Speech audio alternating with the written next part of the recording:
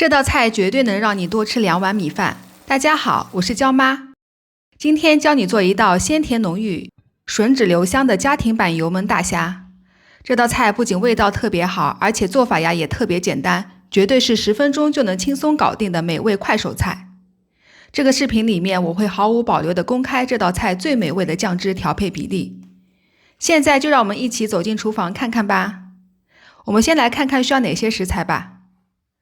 先准备500克的大虾，接着是1勺番茄酱和半勺白糖，随后是1勺料酒和1勺蚝油，还有半勺白醋和半勺老抽，以及常温水5勺和2勺生抽，还有5个大蒜粒、1片生姜和3段小葱，最后是一点点葱末。另外这道菜的配料我都是用这个勺子计量的。我们先来处理虾，用剪刀把虾嘴和虾须部分剪掉，接着沿着虾头部分的虾腿开始剪，一直剪到虾尾部，把虾腿都剪干净。接着用剪刀剪开虾背，用牙签找到虾线，把虾线挑出来。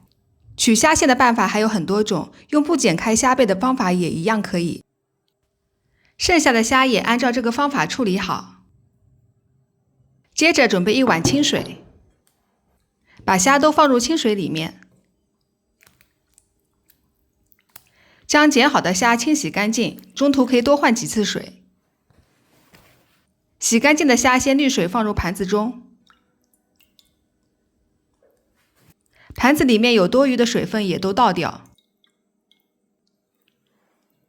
一整盘虾都处理好啦，我们先把虾放一旁备用。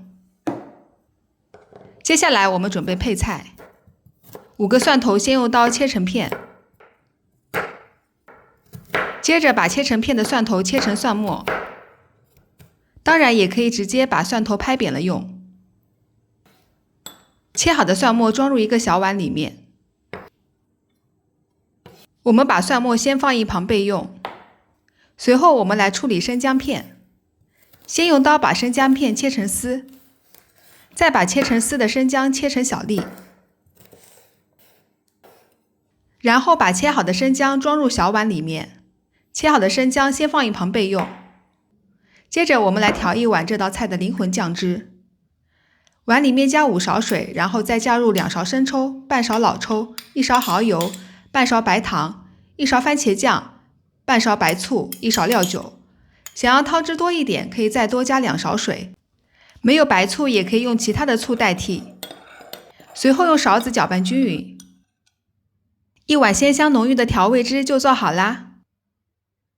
开始准备烹饪啦！热锅冷油，锅内加入1点油，中小火加热，油热后加入3段小葱、切好的蒜末和姜末，用锅铲翻炒出香味，这里火不要太大，大蒜炒焦了会发苦。接着再放入处理好的虾，继续用锅铲翻炒，炒到虾的2面都变红色，差不多这个样子就可以倒入调好的调味汁了。随后盖上锅盖，小火焖煮2分钟。焖煮时候不要开大火，会把调味汁烧干。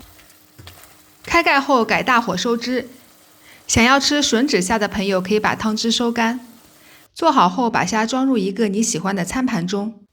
这道菜真的是老少皆宜，酱汁鲜香，虾肉入味。最后把一点点汤汁也倒里面，并撒一点葱花。超级好吃又容易做的油焖大虾就做好啦！最后感谢大家收看，我们下期再见。